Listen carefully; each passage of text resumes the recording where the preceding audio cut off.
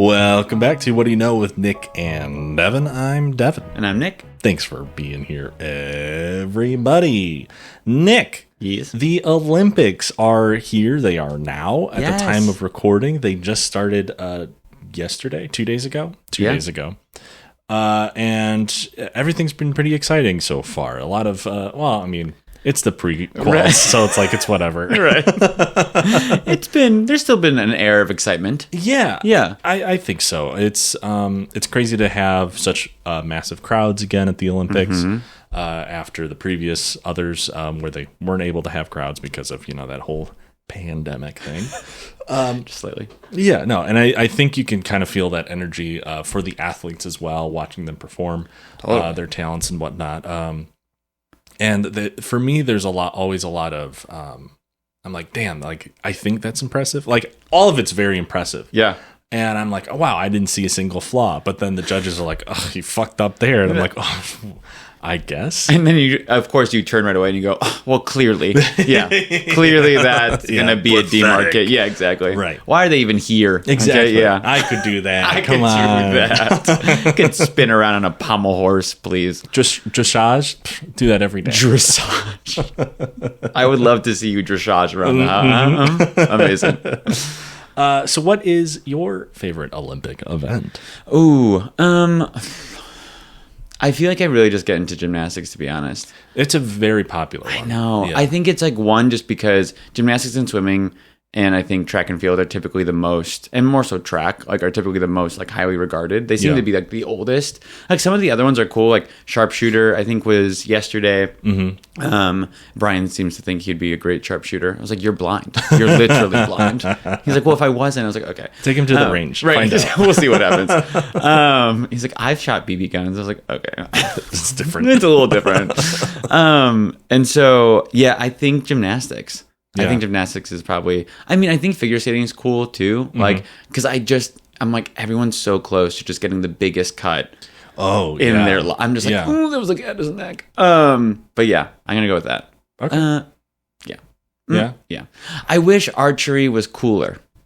Mm. Do you know what I mean? I want like running through a course archery. Oh, not like horseback archery? Yeah, not like stand and like, very impressive. I'm not taking anything away from the archers at the Olympics. You were just making fun of Brian. But what I am saying is just like, you stand there, you go, yeah. That's hard, difficult, hit a target, I get it. But also like, what if you had like a whole like, what's the thing that you put in your back?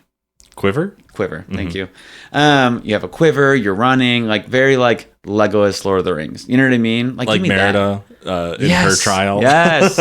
Give me a Merida trial. Okay. Sponsored by Disney. Right, exactly. Fair. I get it. You kind of want to see it more in like a real life context. Totally. Rather than such a controlled event to test their skill. Right. And I think I'm just saying, just like for the entertainment value. Sure. I think that'd be more fun. And then it would start with, Merida, put down that ball. And then they would just take off. Right. What's your favorite event? I think I'm always a big fan of swimming, just because like that's been like the event to watch for nearly my entire life because of Michael Phelps and all that. Sure. And now we have Katie Ledecky and the whole rivalry between Australia and the U.S. Great. Okay, so I didn't really know about that, and then I saw the clip of that Australian girl being like, "They're so annoying," and I'm just like, "Can you shut the up?" Yeah. Like, you're censoring yourself. I don't know. I think it was also like coffee caught in my throat, and I censored myself. Fair. It was both. The people get it. But yeah, that's crazy. So that's always a very exciting event to watch. I'm really into the skateboarding events as well, since those were recently added. Yeah. So I think it's just really cool to watch that grow and develop, because the skill and talent in skateboarding has blown up since Tony Hawk was professionally skateboarding. Totally. So that's really cool for me to see. I think Tony Hawk did a Smart List episode that I listened to, and it's just crazy how he was like, we were just kind of like we kind of created professional skateboarding. I'm like, that's nuts. So that was just what, 20, it was in the 90s years ago. Yeah. It's all with it. Well, I mean, like it kind of started in the 80s. Sure. And because like Tony Hawk was a teenager in the 80s, and so then that's like when they were starting to do it all. I think skateboarding's been around since prior to the 80s. Yeah. But that's when they started doing this professional skateboarding. And then in the 90s with the X Games starting up is when it really blew up. And like he did the first 900 ever, which is also crazy. So wild skateboarding. I do want to see them do rock climbing because I think that just got added too, didn't it? Oh, I didn't know. I'm like, is it like speed? Is it like difficulty of terrain? I think it's as fast as like how fast you can climb up. Because I've seen some competitive rock climbing where it's just people just leaping up a wall of rocks and it's insane. Like if you got to go to high jump, that gets you out of the game. Yeah, you kind of just launch yourself up. So it's like an animal. Jesus, yeah. Awesome. Cool. So I asked you all of this because a couple days ago I got a text from a random number. I remember this. I asked you. I was like, "Do you know who this is?" And I still haven't gotten a response about who this person is. So if you're listening and or watching, you can text me back. It's okay. Like you texted the number back and they did not respond to you? Correct. Oh, weird. So they wound up sending me a YouTube link. And that is the episode. That is the topic for the episode we're going to be doing today. Is the YouTube link? Okay. Because it's the first fan submitted topic. That's what I'm taking this as. It's an anonymous submission. Incredible. So if you have Devin's number, you can only request topics that way. Yeah, exactly. Fully anonymous. Only text me. Yeah. Don't DM me. Don't even think about it. You have to know me in order to get in here. Correct. So what do you know about the 1904 Olympic Marathon? I think it was, actually, I think it was 26.2 miles that they ran. I don't know the decimal, but it's 26-ish. That's just the length of a marathon. Well, I was being an asshole. The funny thing is, back then, the length of the marathon wasn't standardized yet. Oh, really? Yes, that's why I say I don't know the decimal. Now who's got... Yikes. I don't know anything about it. Truly nothing. Perfect. Great. Love it. I was sent this topic from a number that I might have known previously. I've changed phones several times, lost a lot of contacts. So this episode's for you. That 312 number.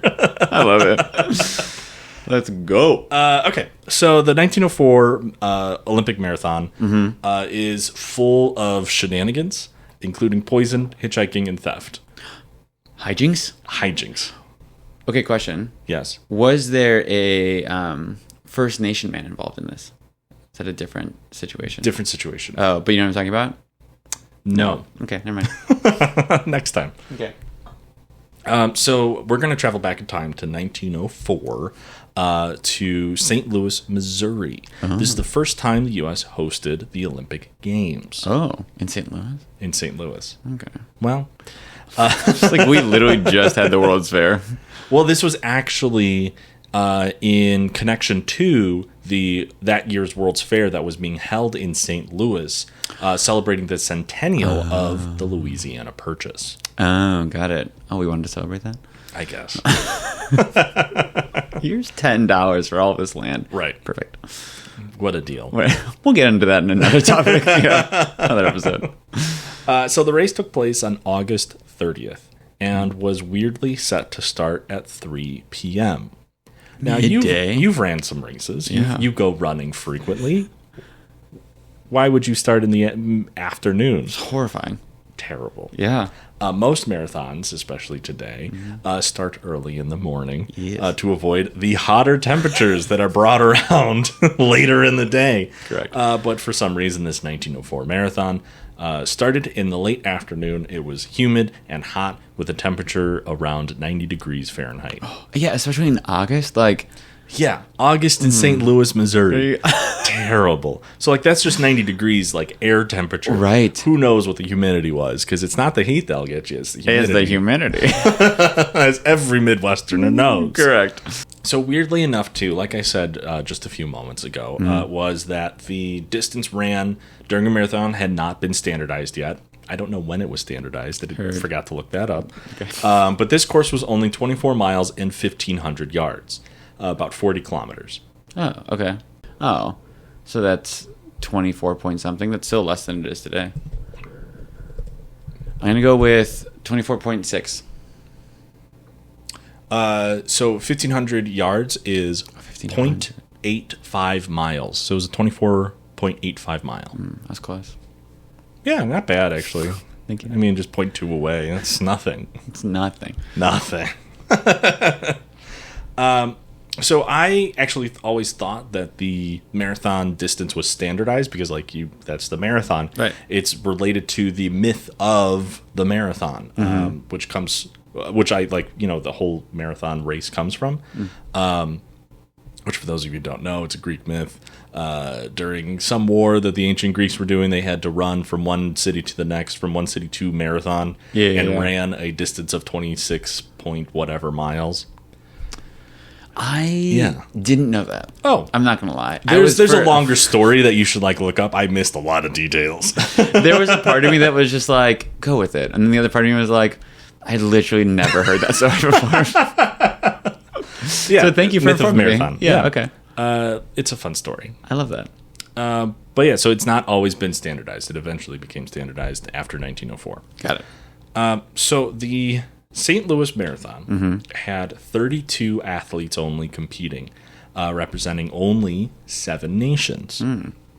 There was the U.S., France, Cuba, Greece, Great Britain, Canada, and South Africa. This was Cuba's and South Africa's first appearance in the event. Not the Olympics in general, just specifically the marathon. Oh, okay. And this was also the first marathon to include 2 black Africans to compete in the Olympics. Very cool. Now, remember that World's Fair I mentioned that this was kind of connected to? So they had this fun exhibit going on to show off. I say show off, I don't mean it. Show off some other native people of other countries. Okay. And that's where these 2 gentlemen from Africa were part of an exhibit at the World's Fair, and they ran in the race. No, they ran what, chicken or the egg? They were a part of were part of the World's Fair. And then they were like, hey, you could run this race. And they also just ran the race. That's crazy. Yeah.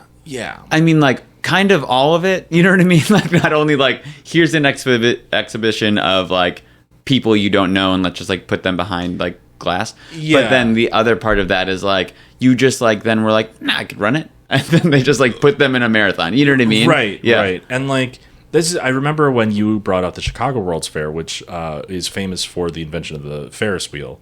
It will never die. I was oh, didn't they have exhibits of people? And they might have there, but they definitely had it here. Missouri definitely had it. Yeah. And there was a lot of rumors about one of these gentlemen from Africa not wearing shoes running the race, but there's also pictures of him wearing shoes before the race starts. Oh. So I don't know. I think it was just kind of a sensational these 2 men from Africa. It's crazy that they're here and they ran the race without shoes kind of deal. Sure, yep. That horrible racist thought process. Yellow journalism. Yeah. So those are our contestants. It's August 30th, 3 p.m., 90 degrees Fahrenheit, and the race is on. Horrifying. Terrible. Here are a few conditions about the race. Is what I'm looking for. There we go. Here are a few conditions for the race. The first mile-ish starts with 5 laps around the stadium track. Sure. Fine. And the remaining 23-ish miles were to be ran on a dusty, unpaved country road. What? Mm-hmm. So, racing conditions just perfect. Kicking dust into your face? Yeah. Duh. Not only from dust getting in your eyes and your face, but then breathing that in. Horrifying. Okay. Unsurprisingly, that comes into play later. That's a tool we'll use later. Because running on country roads wasn't the only issue with this route. Some bad rainstorms had washed out part of the original route, so that had to be changed last minute. Okay. Race officials were in a variety of vehicles, both ahead and behind the runners, which kicked up a lot of that dust, worsening the conditions. Because it impacted their breathing, it made it more humid because there was just all that dust coverage. And then on top of all of that, parts of the course were obstructed, of course. By what? Runners had to dodge traffic, wagons, trains, trolley cars, and pedestrian traffic, like people walking their dogs. We couldn't block off a course for the Olympics? Hell no. It's the Olympics. You wanted to see real life stuff, test of their abilities. It's an obstacle course? What's happening? There's even pictures of this one runner waiting for a train to go across the track so they could continue running. No, you leap over the train. Yeah. Outrun it. Go around. That's insane. So those are the things that the runners had to deal with. And because of all of this, of the 32 athletes that started the race, only 14 wound up finishing it, which is a terrible ratio for anyone guessing. Yes. I wonder if that's good. It's terrible. It's awful. The others are just I'm out. So one of the competitors fell violently ill after 10 miles. One of the African runners was chased a mile off course by wild dogs. What the fuck? Another was overcome by the dust and disorientated, dropping out after 14.5 miles. And another racer was found unconscious on the side of the road with severe internal injuries caused by breathing in the clouds of dust. Found? People weren't with them? It's well, there he is. And load him up. Oh my God. So that's just some of the issues going on. Yeah. I'm going to get into a couple of the specific racers. Okay. And we're going to start off with Frederick Lorz. Okay. Lorz. He was the first person to cross the finish line after 3 hours and 13 minutes. That's still pretty good.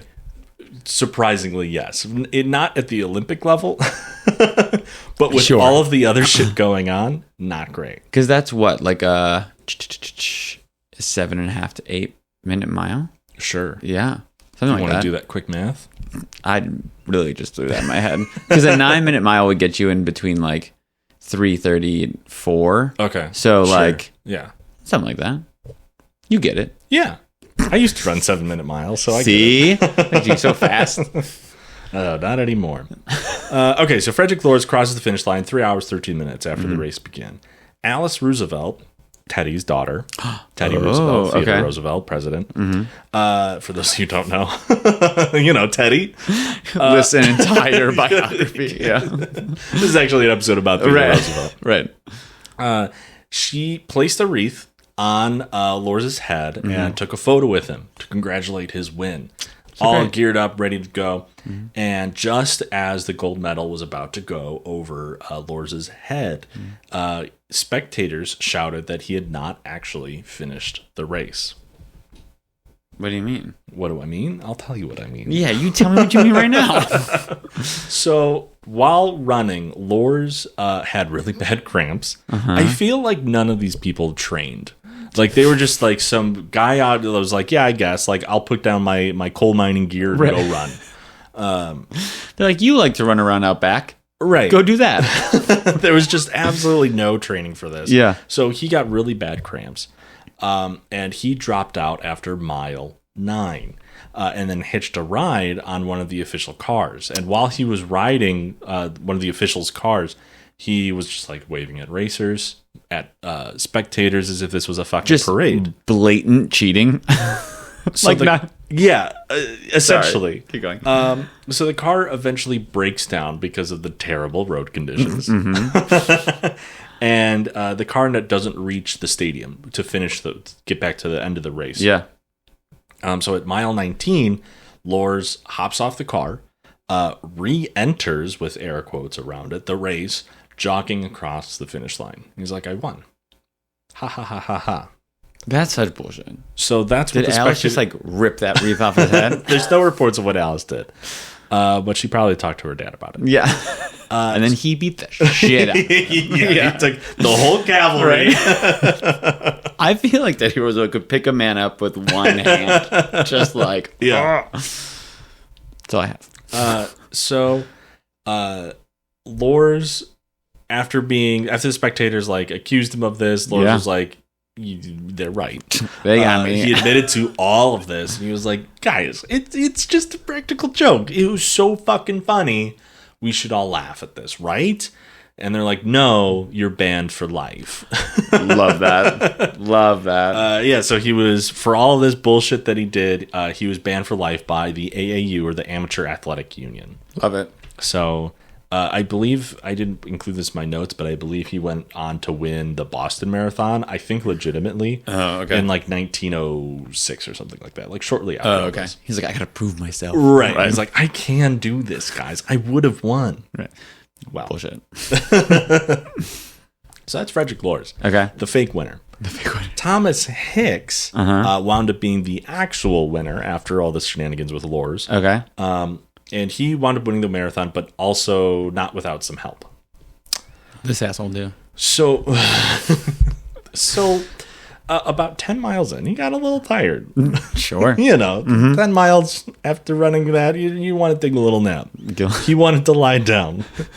But his trainers were like, hey, guy, you're running a race. Right. Keep going. You got to put one foot in front of the other. Let's do it.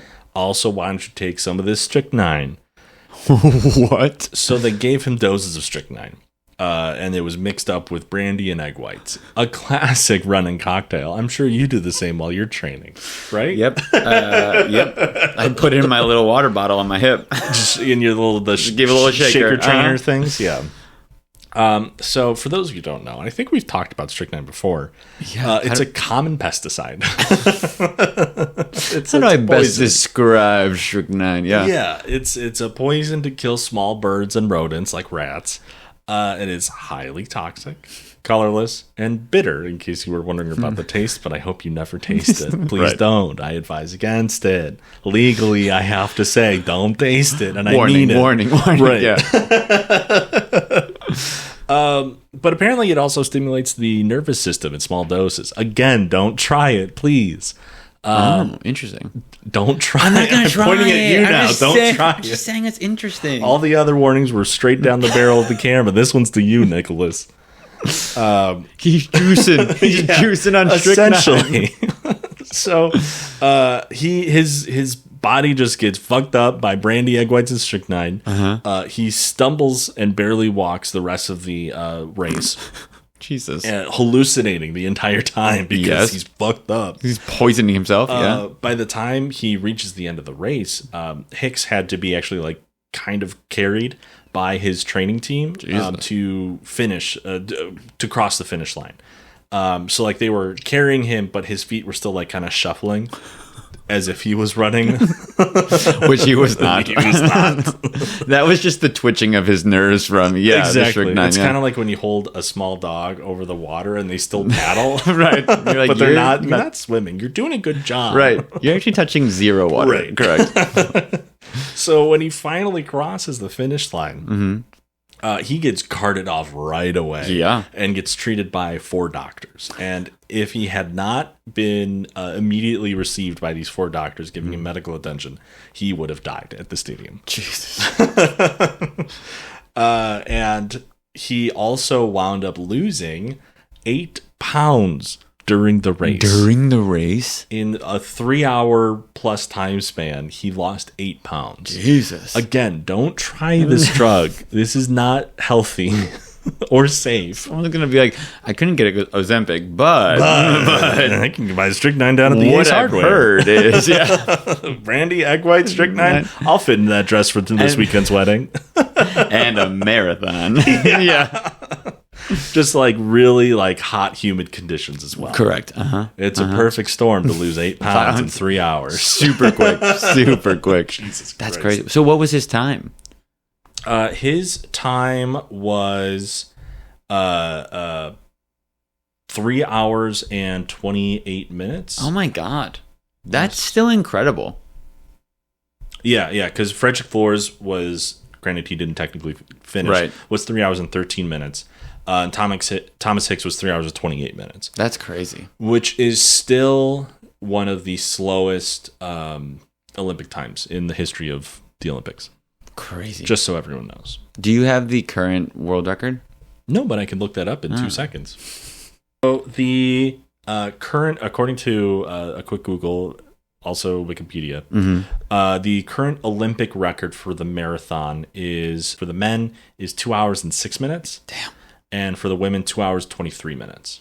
That's crazy. Very. So yeah, you can kind of like get a gauge of like of an Olympic. Granted, those are world records. Totally. But like you can kind of see like it's kind of a shitty time running at that level. For other people, phenomenal time. Right. I would never be able to run a 3-hour marathon. Are you fucking kidding me? Like, if my time this year is going to be somewhere between 3.5, 4 hours, like, that's not good.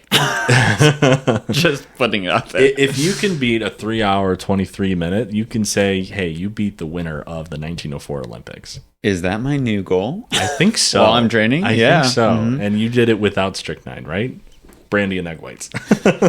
Well, you can do it with brandy and egg whites. That's fine. Check back in a week or two. So that's Thomas Hicks, the official winner of the marathon. Okay. There are a couple other stories that I want to get into. Okay. I want to talk about one of the Cuban runners. And he wound up at the race in kind of like some weird circumstances. Okay. Apologies for the name pronunciation, but it was Darren Carvajal. Okay. Lost all of his money gambling in New Orleans, Louisiana. That's what it does. And he was like, I still need to get to St. Louis to run the marathon. So he hitchhiked on his way all the way there. Oh my God. And because he hitchhiked, he didn't get there quite on time. He got there last minute, which means he had to run the race in his street clothes. He didn't have any money to buy running uniform, didn't bring anything. So he just wound up like cutting his pants into shorts so he could run. What? And also because he hitchhiked, Carvajal hadn't eaten in some like 40 hours. So during his run, he spotted one of the spectators eating some peaches. And he was like, hey, give me one of them peaches. And the spectator was like, no, keep running. Right. And he was like, that's funny. And took the peaches, stole the peaches and ran. And ate the peaches as he was running. Wild. Right. And so then later, he's still hungry. He hasn't eaten 40 hours. He only had a couple of peaches. He comes across an apple orchard. He's like, I'm going to go take a couple apples. And so he stops, eats some apples. But like, since nothing can go right with this race, the apples turned out to be rotten and gave the poor guy stomach cramps. Jesus Christ. And so Carvajal was so uncomfortable. He was like, I need to lie down and take a minute. And he took a nap. What? And he still wound up taking 4th place. That's insane. What is this race? It's bananas, as you would say. Thank you. Yeah. Thank you. Get that on t-shirts. So to top all of this off, the road conditions, the poisoning, the stealing, the lying. There were also only 2 sources of water for the competitors. Perfect. Which isn't a lot. Correct. You need to stay hydrated while you're racing, especially 90-degree Fahrenheit. Correct. August afternoon, summer. It was, I would guarantee, if it was 90 degrees in August, it was at least close to 100. Yeah, absolutely. With the humidity. Like, that's horrifying. 100%. Yeah. So there were only 2 water sources. One was a water tower at mile 6. Okay. The other was a well at about the halfway mark. Nothing else beyond that. What? So for the remaining 12 miles or whatever, nothing. And this was done on purpose, which is crazy. What? So James Edward Sullivan, the chief organizer of the Olympics at the time, was like, you know what? We're going to do a little scientific study. We're going to research purposeful dehydration and what that'll do to the runners. We're going to test that during the... Yeah. Nothing obviously came up. Like, people were dropping like flies, dying, almost dying. No one actually died. So, like, there was no like facts gathered from this. He was just like, oh, fuck it, let's see what happens. Let's just see what that's insane. Yeah, and that's all that came of that. He was just like, all right, cool, found out. Jeez. We fucked around, found out. That's crazy. Yeah, that's... What was his name again? James Edward Sullivan. Why does that sound so familiar? Because those are three popular American names smashed into one. But like the series, James Sullivan. Oh, Monsters Inc. Isn't it? James T. Sullivan. Yeah, is Sully. That's exactly what it is. That's hysterical. Phenomenal. Glad we got there. So that's all the bullshit that happened in this marathon. And it's gone down in history for so many things. But statistically, it is known, like I said, for the worst ratio of finishers to starters, 14 out of 32. And the slowest winning time, 3 hours and 28 minutes. And that is the 1904 Olympic Marathon in St. Louis, Missouri. There was a lot of there's a lot of other like bullshit going on with it being connected to the World's Fair happening at the time, but I just wanted to focus on the craziness of the race. Yeah. So the Olympics happened as the World Fair was happening. It was like a joint thing. Yeah. Weird. Right. Well, and then you also said it was like the amateur union. So like, was the ICO not like established yet? Yeah, it was the Amateur Athletic Union. Yeah. I don't think so. Oh, interesting. Okay. I think because this is all very early of the Olympics and whatnot. Sure.